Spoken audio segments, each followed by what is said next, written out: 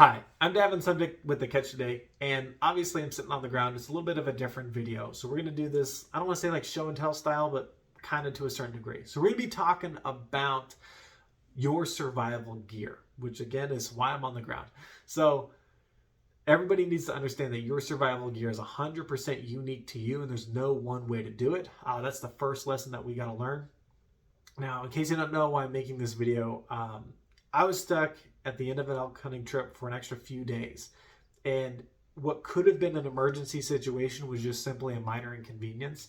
And since I encourage people to get out in the woods and go hunting, I wanted a resource that was just available for people that I could direct them towards, that would give them some basic knowledge about survival skills from somebody who's actually in a survival situation. So with that being said, let's get right into the video. So obviously I already told you that your gear is going to be unique to you. Some of the most important gear, in my opinion, is actually your clothing, because it's very, very difficult for me to give you a pair of boots that fit you, right? And so I believe that the importance comes from the ground up.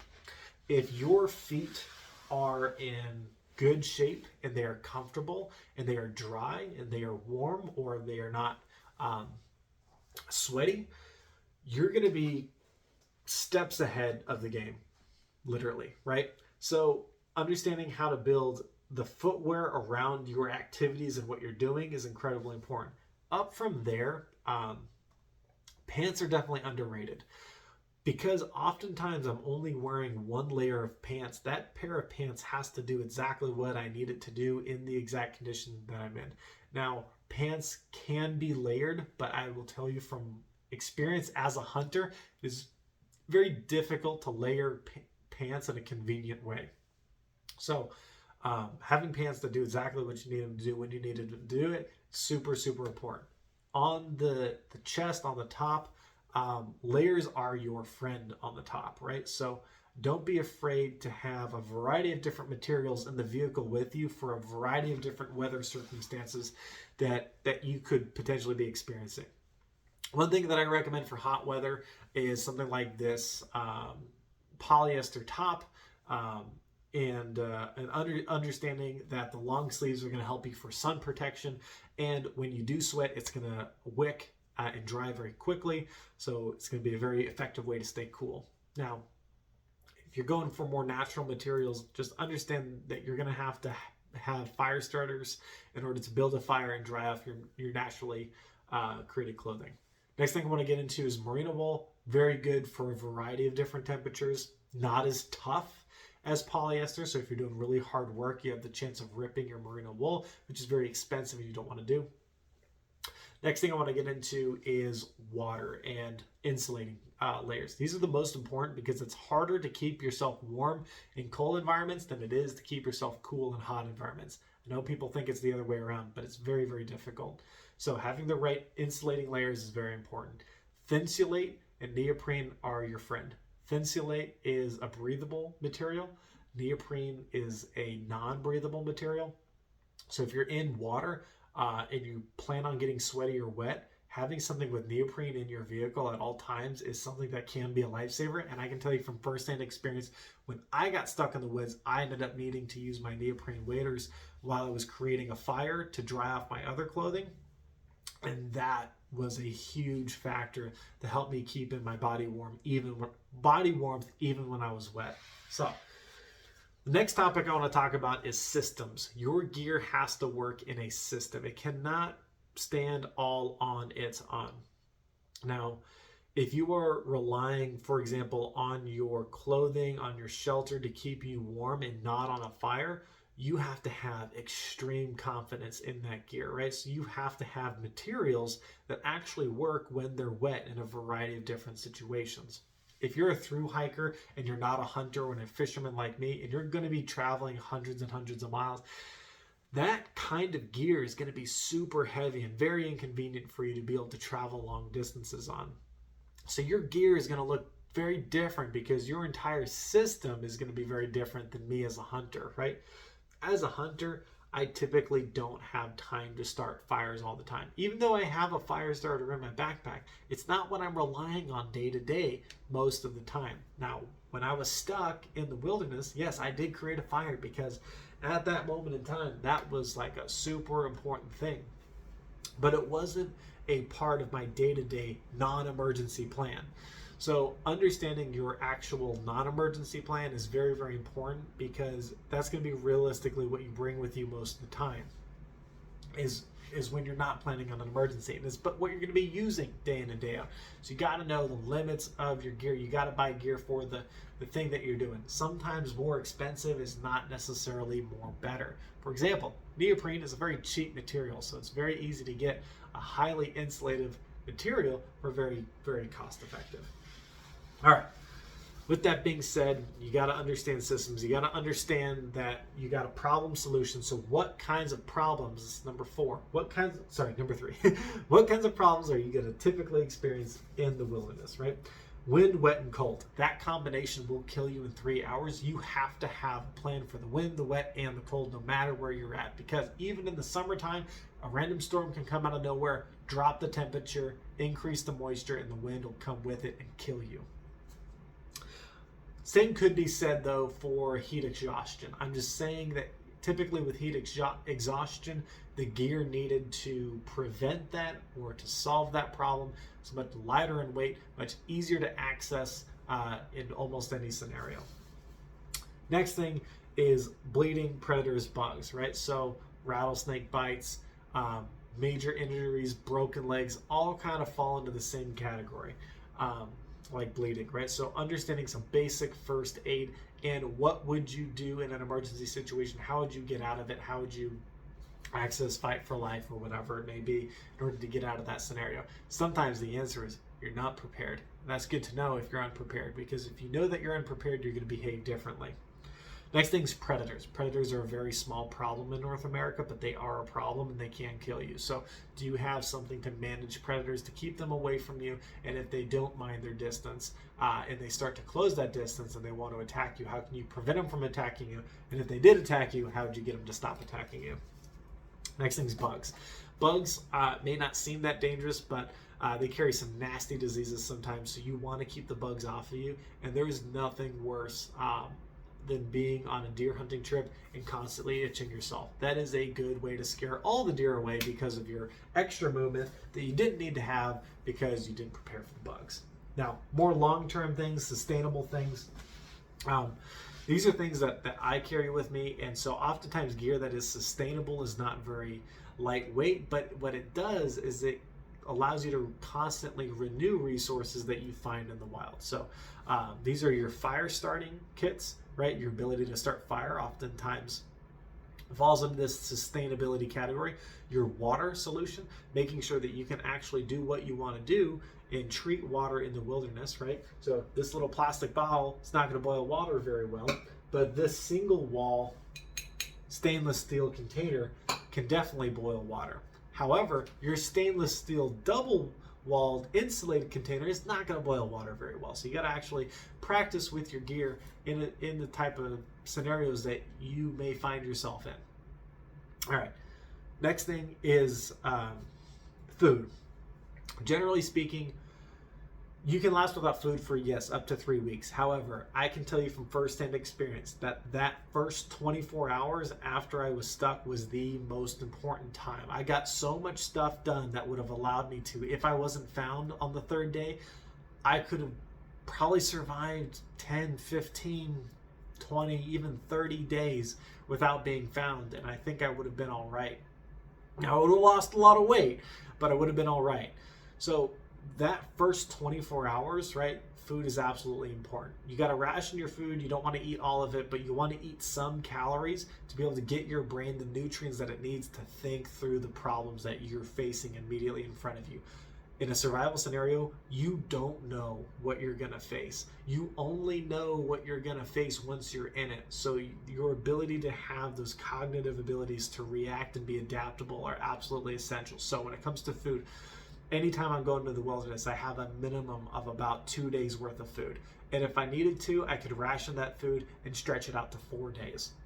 That is the absolute minimum. If I'm going on a 1 week trip, right, I am bringing about, I would say, maybe an extra 2 days worth of food on any trip I'm planning on being on. So if I'm bringing 7 days worth of food, I always have maybe about 9 days worth of food. And that's like that just in case thing. So if you are on a longer trip and something happens like day one of that trip and you happen to have 9 days worth of food, you could probably live for a month, maybe even, I don't want to say 2 months, but like maybe even a month and a half before you're at any kind of lethal level of starvation. So really important to understand.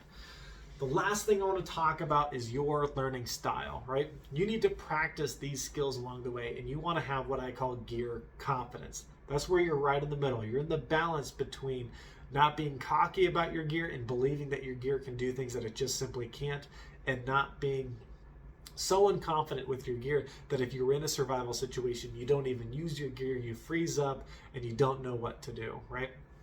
We don't want you to be in any scenario like that. So what I encourage you to do is if you camp often, right? Next time that you go camping, take 30 minutes, an hour, 2 hours aside when you would have some downtime and just practice a new skill of something that you want to learn or something that you think could happen in a survival scenario, whether that's practicing using a tourniquet to stop the bleeding, whether that's practicing, hey, what if there was a bear walking through camp right now? What would we all do right now, right? If that is practicing, hey, what if the bugs just started swarming real bad? Where would we go to get out of the bugs, right? Or, because somebody could step on a beehive or a hornet's nest, right? You never know what can happen, where all of a sudden bugs are swarming around you that you weren't expecting.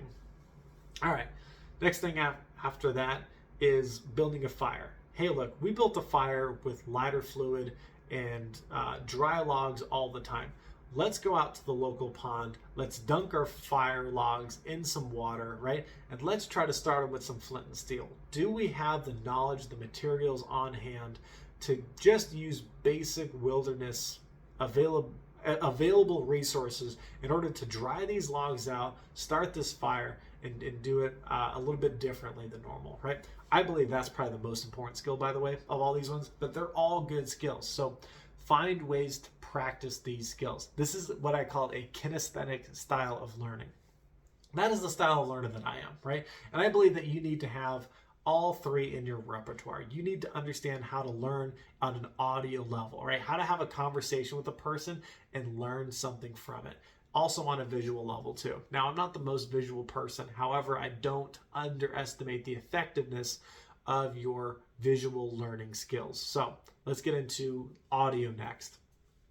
Your audio skills are going to sound like having a conversation with somebody, right? So where I was talking about practicing in a low stress environment as a kinesthetic learner, your audio learner is going to have a conversation with somebody else who is more experienced, who can ask those important questions, right? Hey, have you actually practiced with that piece of gear? Hey, I knew somebody who used that piece of gear before, firsthand experience, and it didn't work with them, and they were cold, wet, and miserable, right? Are you sure that you want to use that piece of gear, right? Somebody who can question you, who is truly an expert, who wants the best from you and is not trying to sell you on something. That is somebody that you really want to value their opinion of, right? And again, they have to be an expert. They have to have your best interest in mind. And they have to understand rule number one is that everybody's gear is different. So if they just tell you to use what they use, it might not be practical. The next thing is the visual learner, right? Creating lists. I created a list today just on a little piece of cardboard, just briefly to remind myself the different categories that you can be involved in when it comes to survival situations. But lists are very important because I think what you can do is you can find overlap. You can find some pieces of gear that only handle one type of problem, and you can find other pieces of gear that handle multiple problems, right? And some of them, they work great in combination with each other, right? So, for example, when I go out and I butcher a deer in the wilderness, I bring this little pack with me, right? Some cordage, bring a fixed bladed knife, not a folding knife, right? A fixed bladed knife, and I bring a folding saw. Now, I don't need a fixed bladed saw for what I'm doing, but just having that saw is very, very useful, right? Now, typically I do carry some other gear in my backpack as well. I carry a fire starter and I carry some type of a metal water container. And if something were to happen along the way to recovering that animal or hiking it back, I have enough supplies to like start camp right there on the ground, start boiling water, doing whatever I got to do to just get through a night of discomfort in the wilderness, right? Now, that's obviously in the scenario that I am packing out a deer multiple miles away from the vehicle, but I bring it with me because it doesn't take that much weight, and I bring it with me even if I'm 400 yards away from the vehicle or if I'm 100 yards away from the vehicle, because I never know when any of these tools might be useful, and I may not want to walk 400 yards back to the truck just because I forgot something. So that's just like one example of like very specific gear. It's not super lightweight, but it's lightweight enough to like accomplish the goal that I'm trying to accomplish. So understand that if you have very specific goals, that is where you want to invest some extra weight into to make sure that that goal can be accomplished, right? So for example, if you were hiking at night, bring a quality headlamp. Don't just rely on your cell phone light for hiking at night. But if you're planning on hiking at night and your battery goes out, your cell phone could be a good backup option, right? So really, list making kind of helps you identify those primary objectives and then those secondary backup plans in case your primary objective doesn't go as planned, right? So for example, I don't just go into the field to go butcher out a deer with my fixed blade knife. I also have a Leatherman that does have a knife on it, but I don't plan on using my Leatherman as a primary resource to butchering that deer. My Leatherman is simply just a backup tool, a backup option that covers a wide range of scenarios that I may end up in, and I don't know what I'm going to need that for, right? And it's just there as a just in case, right? So I do have a backup plan in case my main knife either gets too dull or it breaks, I lose it, something happens to it. I have lost a knife before while butchering a deer in the snow. I dropped my knife, went through the snow, and I wasn't able to find it for like an hour until later on when I was packing up all my stuff and the snow had melted a little bit and it was laying right on some melted snow. So that's just an example of like why backups are important, but you shouldn't rely just on your backup plan. So with that being said, using lists, using those conversations with experts who care about what you want to accomplish, and actually going out and doing it for yourself before you buy things, and having a realistic test plan to see, okay, does it meet all these three requirements? Did I talk to somebody about the gear, right? Did it make sense to them and why I'm purchasing this gear? Did I look through my list and make sure that it doesn't do the exact same thing as something else, or that that piece of gear isn't going to be overly redundant, or that it doesn't create enough backup plans just in case, right? Like, is it something that some other piece of gear is already doing really well? The third thing is practicing, right? If you practice with it and it's not better, or it's not more reliable, or it's not lighter in weight, or it doesn't accomplish what you thought it was going to accomplish, then give it away as a gift to somebody else. Send it back to the store, right? Keep it, on the shelf in your garage as like a just in case, but like don't actually rely on it as the only thing that you bring out into the woods if it doesn't test out how you expect it to, right? So being able to learn in all three different ways is going to help you buy less gear and bring less new gear into the woods, and it's going to help you save time. Because at the end of the day, the more new gear that you bring into the woods is actually going to lower your confidence. You're either going to believe it does things that it doesn't do because somebody sold it to you and that's how it was marketed, or you're going to not understand the full capabilities of it, and you're not going to have confidence, and you're always going to be overpacking. So I know this video went a little bit long. I do appreciate you for watching. If you watched it all the way to the end, comment down below. How can we use this series to help new hunters and new outdoorsmen be safe in the wilderness? That is the goal of this series. Not trying to sell you anything. I don't need 1 million views. I just want to help. So again, appreciate you. See you next time.